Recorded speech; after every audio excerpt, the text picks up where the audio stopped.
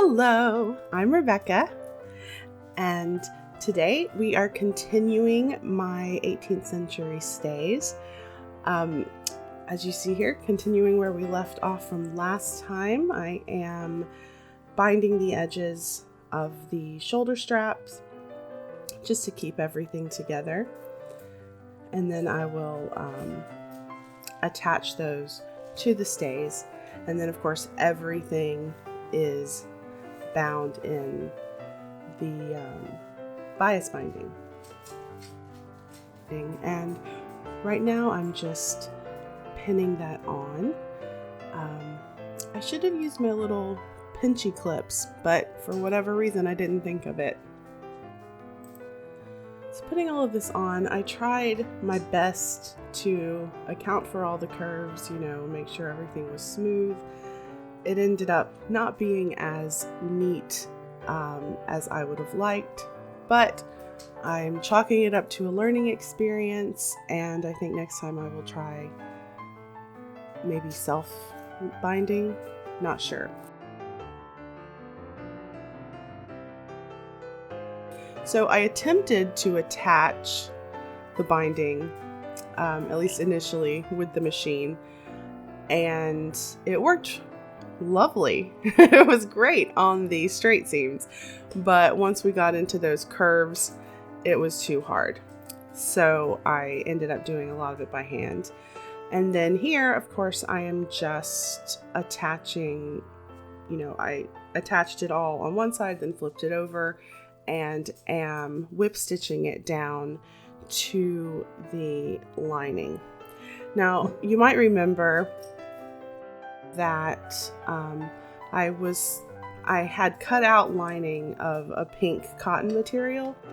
I just ended up not using that. I'm not exactly sure why, but the pieces didn't fit right, and I didn't want to take the time to bother with it. So it doesn't really matter.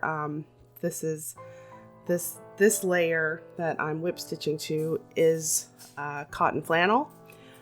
So they are warm, which might not be great in the summer months, but I might make another pair. I'm interested in Red Threaded's pattern of the front lacing stays, so I might purchase that and give stays another go.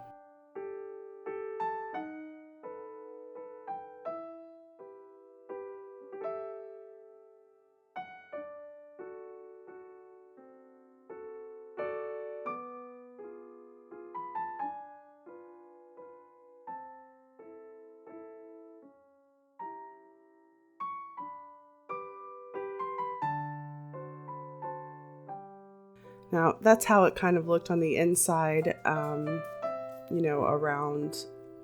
the shoulder straps. So I just kind of zhuzhed it so it fit better. And so all of this hand sewing took a long time. But it was. I spent some of it, just sitting on the couch in front of the TV, and then some where I felt I needed a little more light and a little more control. I sat at my desk. So today, as I'm recording this, is Valentine's Day, and I'm actually hoping to have this up tonight. For Valentine's Day, my husband very sweetly got me a condenser mic, and so we set it up last night, and I really like it. It's a Blue Yeti. I'm very new to this audio tech world, and so it's great, but it picks up everything, even with the gain really low. So lots of dog sounds perhaps might be, barking again, might be in the future.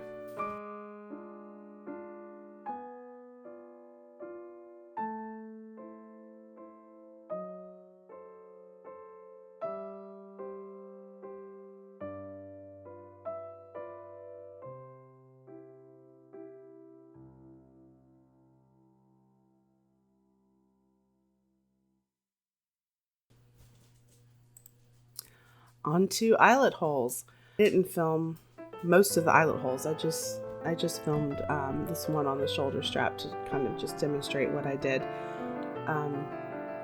So I just used a buttonhole stitch.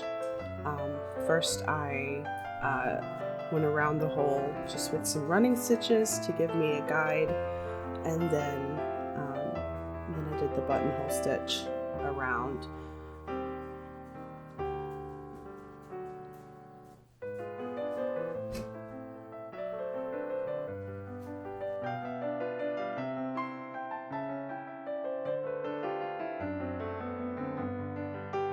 Just make sure to reopen the eyelet, just to make sure you're getting a good size. So as I'm continuing this eyelet, I thought I would talk a little bit about things I wish I had done differently, lessons learned, that kind of thing. So lessons learned.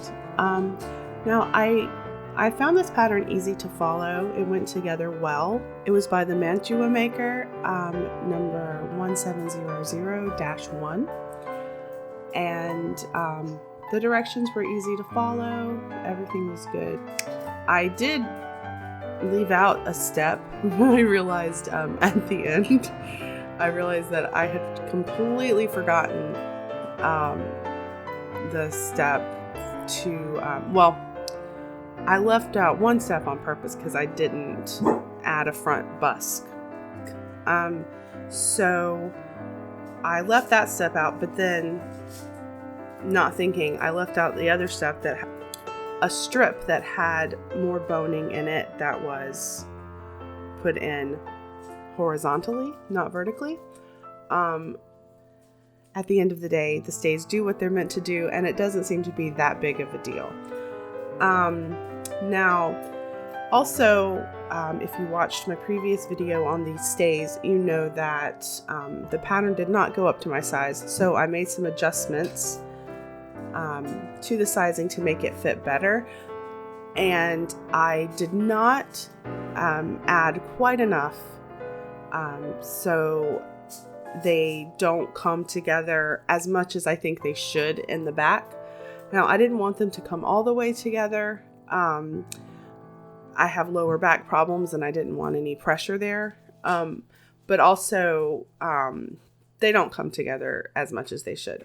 But I think at the end of the day, it's fine. If I make them this pattern again, I'll remember to add more. I'll probably add some width to the back as well as the front. But I think overall, they came out pretty well. And so other lessons learned, I did not make the shoulder strap longer, which I should have, knowing that I was bigger than the size of the pattern.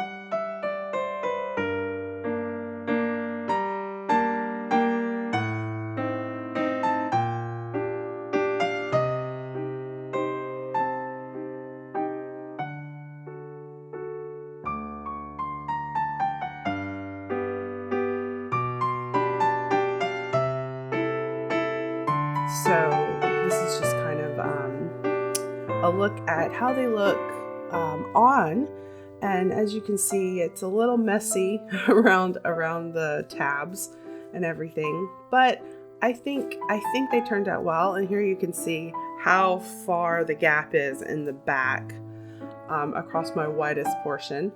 I think overall, though, I'm very happy with them, and I hope you've enjoyed my journey making these, and I hope to see you again very soon.